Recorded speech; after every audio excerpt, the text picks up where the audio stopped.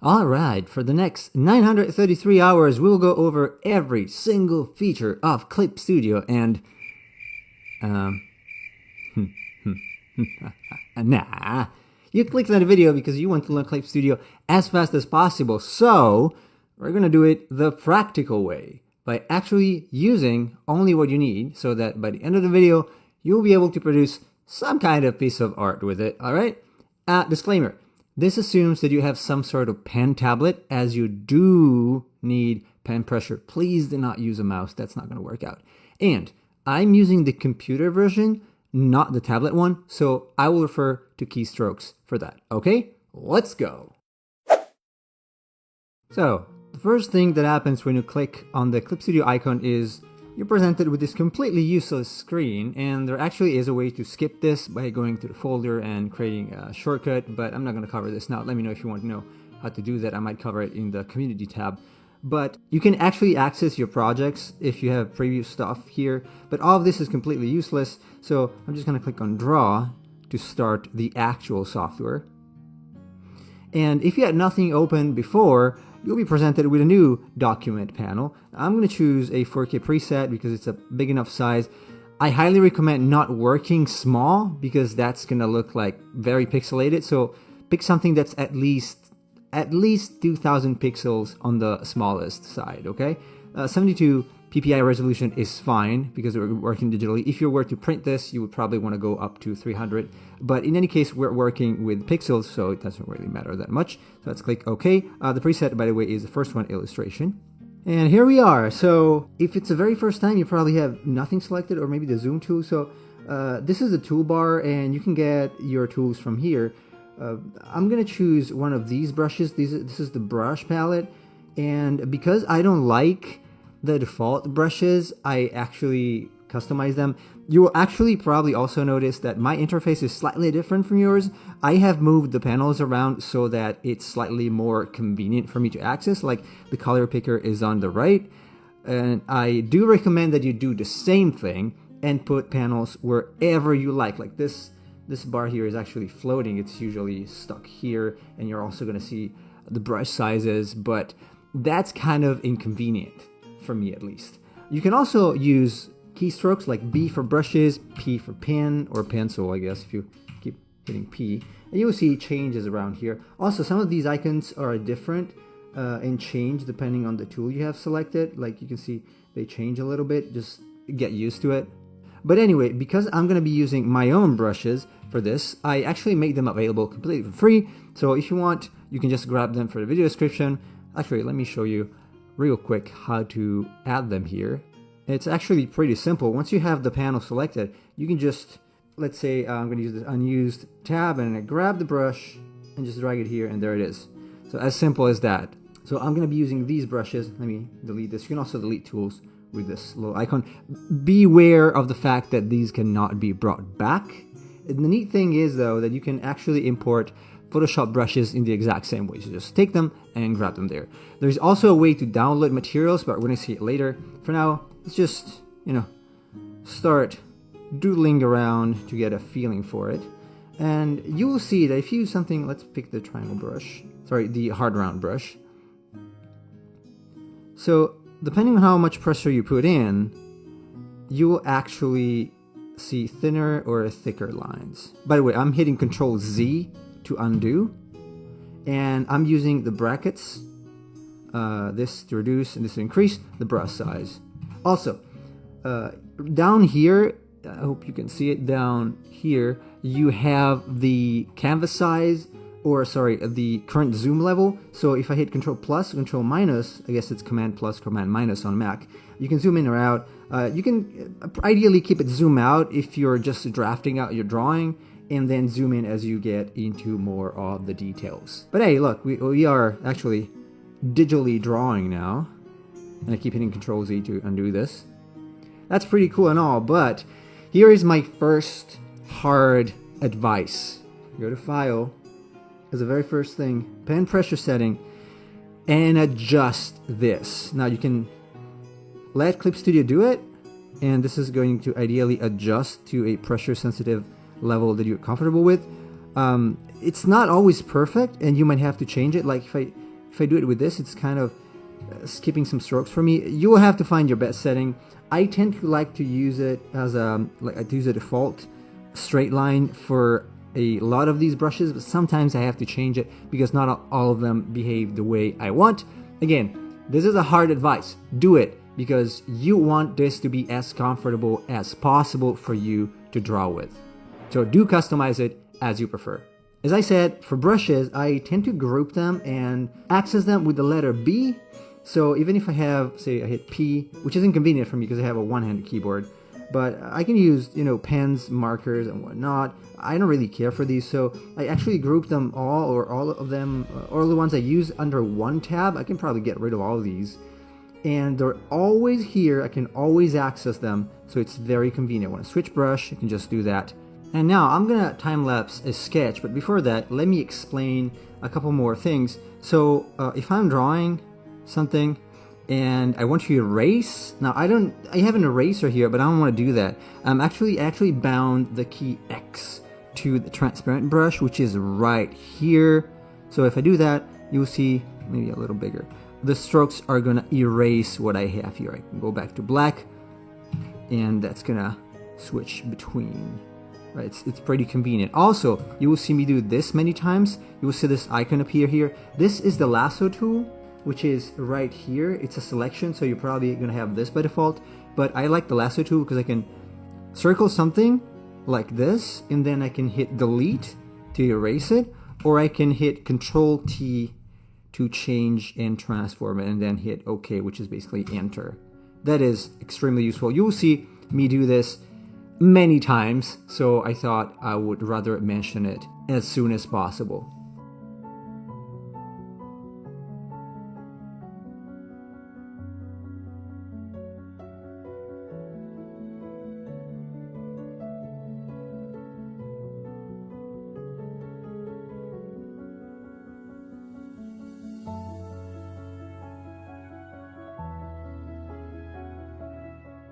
Now, as I work on this, I noticed that I did not mention a very fundamental tool that I always use, which is the liquify.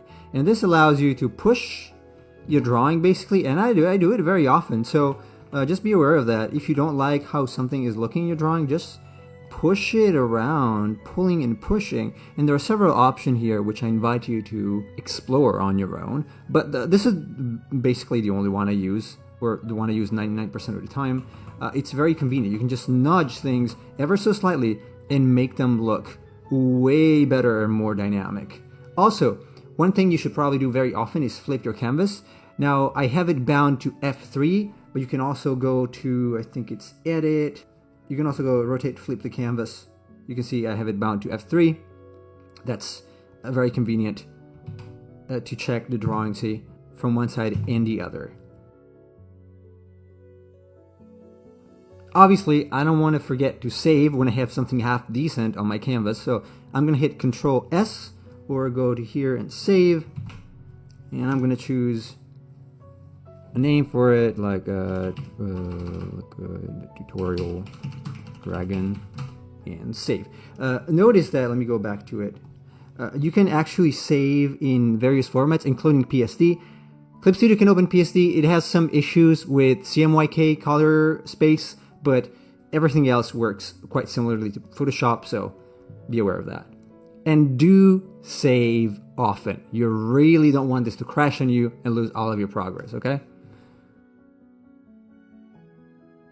Okay, so this looks half decent. Now I can also hit V to move it around, and you can do the same thing by using the lasso tool I mentioned a while ago. I can take it and move things around, which is particularly useful. But if I want to refine this drawing, I have a couple of things or methods that I can use. So first, I'm probably going to use something like an ink brush.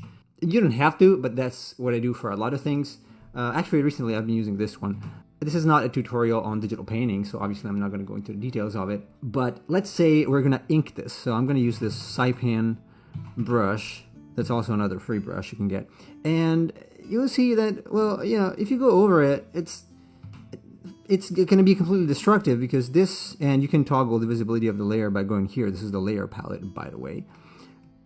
it's on the same layer, and you don't want that. You don't want to destroy this thing as you go ahead and ink it. So what you can do here is, again, on the layer palette, there are a bunch of buttons here. Don't be afraid. They're actually pretty easy to remember. I'm going to create a new layer. Now, this says raster layer. I'm not going to use vectors for now because it's a bit of an advanced topic. We might actually have a separate inking tutorial with that.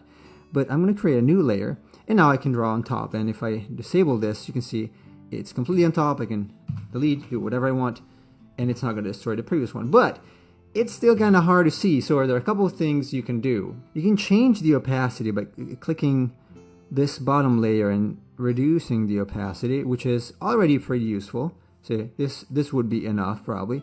Or I can hit Control B to color the layer as basically a draft blue pencil kind of thing. And that's going to make it even easier to see. I can actually combine the two, and that's what I mostly do when I ink.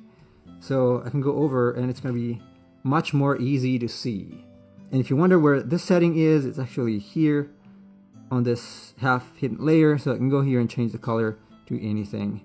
I like blue though, it's easier to see through. So again, I'm going to use the Saipan inking brush. There are several. A lot of people use the Real G pen. Oops. Honestly, I don't like it very much. I prefer something a little more subtle, and this is not my preferred way to ink. I still like to ink in Paint Tool Sai, but it's not terrible. And so I can go over this and start inking at a decent size, and probably want to zoom in a little bit on this and start inking this dragon. Now I'm not gonna have you go through all of it, but you will notice when you do this that there are some lines that you can pull easily and some you can't. And if you want to make things easier for you when you ink, apart from flipping the canvas, obviously, you can also rotate it by hitting R and rotating around. You can also find it here, as you can see in toolbar. And when you want to reset it, just hold Shift while you rotate and it's gonna snap in place. I think there are increments of 45 degrees, looks like. Yes, 45 degrees. So as I said, I'm not going to have you sit through the whole process of this, so I'm just going to go ahead and ink it and then come back in real time.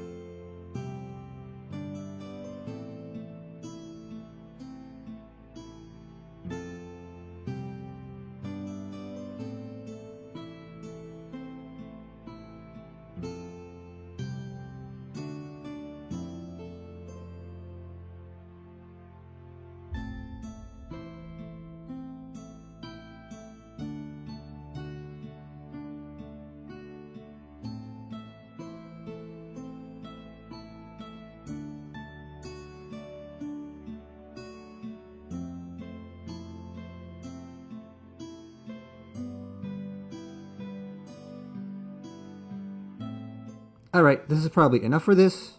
Now, we want to somehow color this because it's called digital painting, not digital drawing, right? So assuming that the line art is fairly clean, you have a few options. Actually, let's start with the non-clean options. If your line art is not clean, your best tool is the lasso tool, so you're going to have to go over the whole thing little by little and then fill it. But this is fairly clean. Let's see how the magic wand works. So hitting W, I'm going to bring up my magic wand, and I have a separate video about this, so it should be linked right now on screen, or in any case in the video description. I recommend you check it out. But I'm going to click outside this, and it did select the outline. So in the default version, you might have a bar popping out at this point. I have it here, so I'm going to invert the selected area. Then I want to create non-destructive changes again, so I'm going to go on the bottom layer. Then I will create a folder, and I'm going to create a layer mask. So let's see what I did. I'm going to create a layer inside this, and then hitting G to bring out the fill tool. You might not have it bound to G, so it's just this paint bucket tool. And making sure that it says refer to only editing layer, I'm going to fill it with a generic color.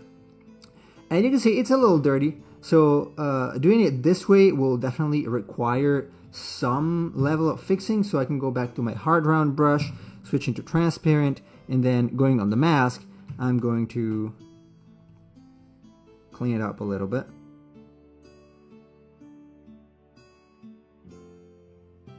I'm also gonna go ahead and fill this area that's, you know, not really supposed to be filled 100% because it was empty. So I'm gonna hit G again and fill it with white so that everything that's white on the mask is basically gonna be visible. Everything that's black is not gonna be visible. So I'm gonna go just back real quick and refine some of these areas again.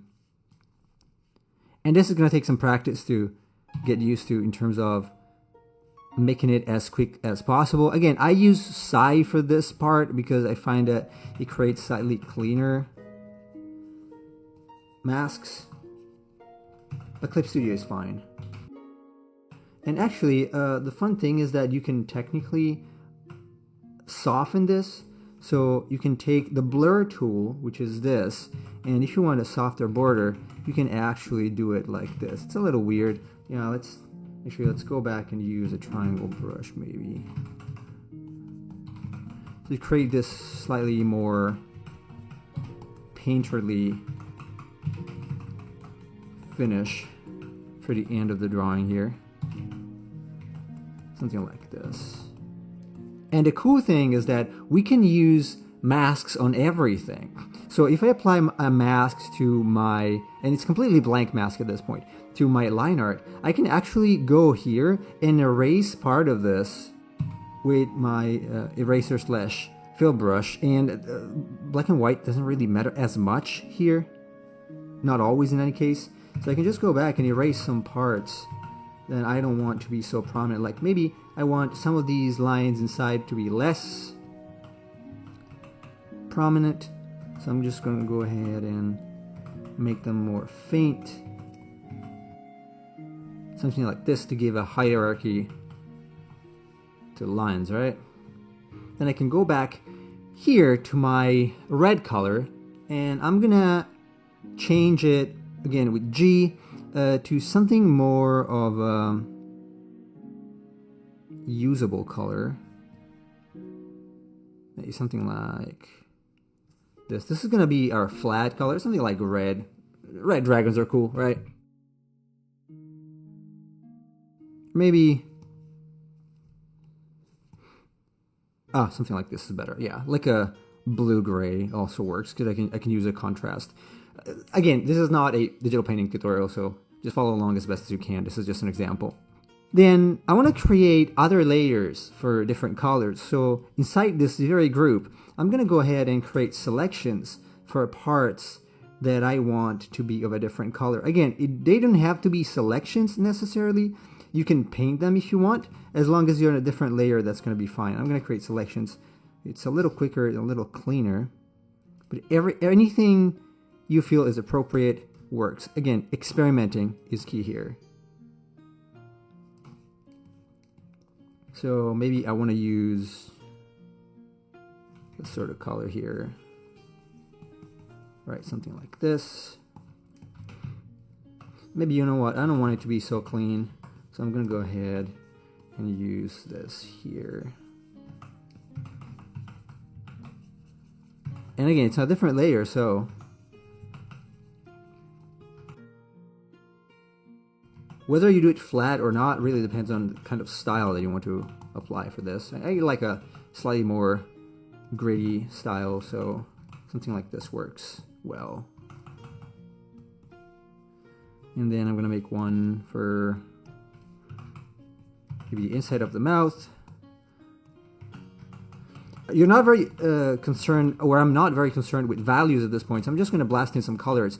These are going to be, again, our flats. If you're familiar with flats for comic books, that's exactly what this stage is, or what I'm doing right now. And since I'm not 100% happy with the eye placement, I can actually go back anytime and modify this and maybe even liquefy it and slowly nudge it down. Like something like this maybe works a little better for me. You can even make the eye slightly more closed. Something like that looks pretty cool. And if this is too high again, I can move it ever so slightly lower. Again, it's very versatile. So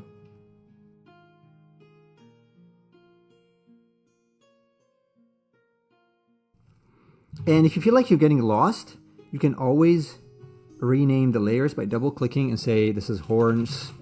This is gonna help keep a hierarchy maybe a little easier than just generically naming them as they come.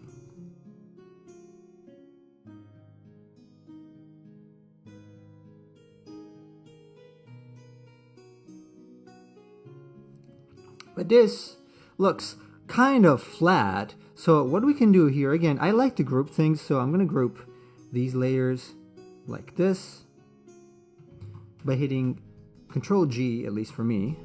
And if you don't see that, you can just select all the layers, right click, and create folder and insert layers, which is basically the same. But I want to add some shadow now. So I'm going to do it with another layer. I'm going to create a shadow layer. So I'm going to make a new layer on top of everything. And I'm going to set, this is a drop down for blending modes. I'm going to set this to multiply. If you use Photoshop, you might be familiar with it. But there are a plethora of these. For now, I'm going to use multiply, which is basically adding color to the bottom layer and making it darker. And I'm going to use something like this sort of, it can be gray, it can be anything, it can even be black. Actually, if I make it black, let me use a hard round maybe.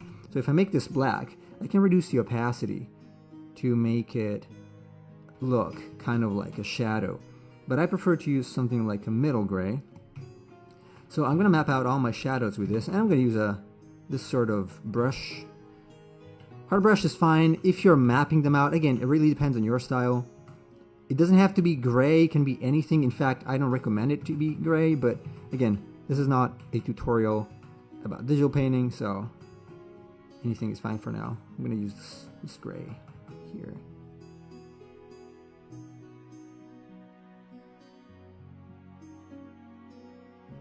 Also, if at this point when you're working on your piece, you find that you keep having to zoom in and zoom out, one cool trick is to go to Window, Canvas, and make a new window, and then take this to another screen if you have it, or keep it smaller in any case, something like this floating, so you always have access to a big version of your painting. And once you have it all mapped out, again, you can go back either using the blending brush and start like poking away at some of these shadows, or using another brush and nudging and refining as you like. Again, this really depends on what you're going to use in terms of style, but I feel like doing something like this is very controllable, so it helps you especially in the beginning.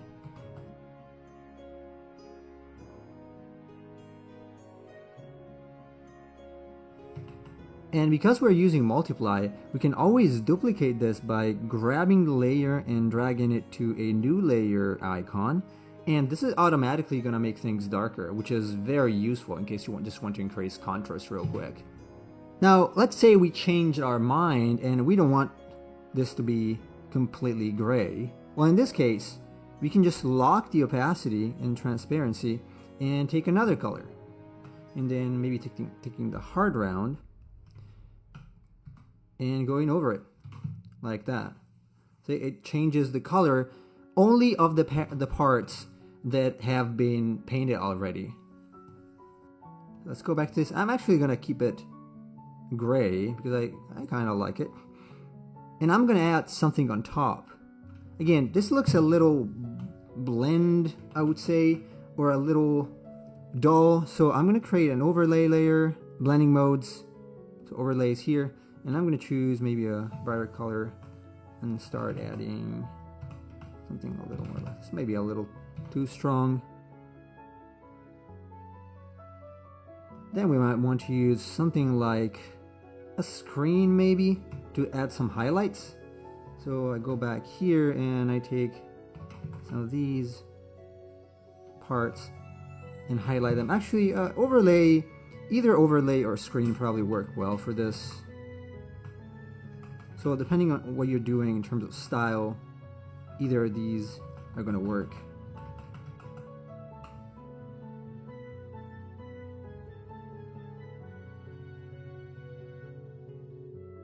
The difference in this case is that screen tends to be pretty much white, while overlay kind of takes the color of what's underneath. So it really depends on what kind of effect you want to give to your piece. I like both, honestly. So it really depends on the piece every time. Let's say I want to increase darkness. Again, I can go back with some multiply layer and just add, say, what if I want to add a core shadow? I'm going to go back and add something like this, slightly darker, maybe not this dark. One thing that's really cool is the add glow.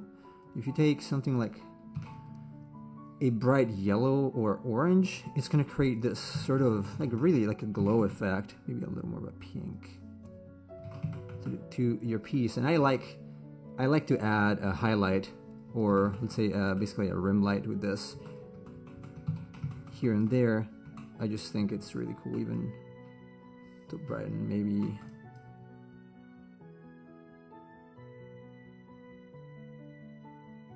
Okay, it's looking pretty good for a sketch.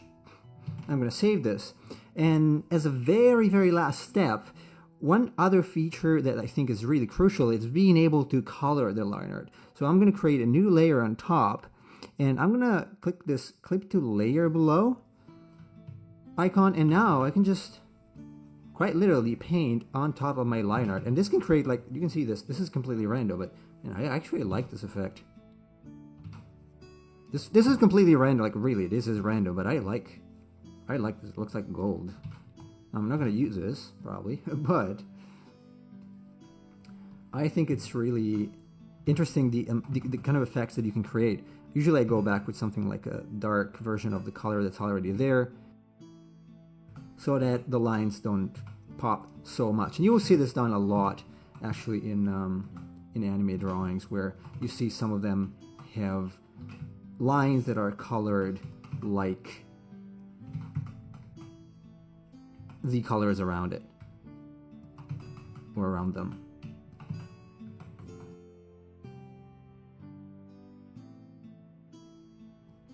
And again, you can see it doesn't really take that much if you already know how to draw, which is the main problem. The software obviously is not going to make a big difference, but I think Clip Studio is very versatile, so you can definitely make a lot of things with it.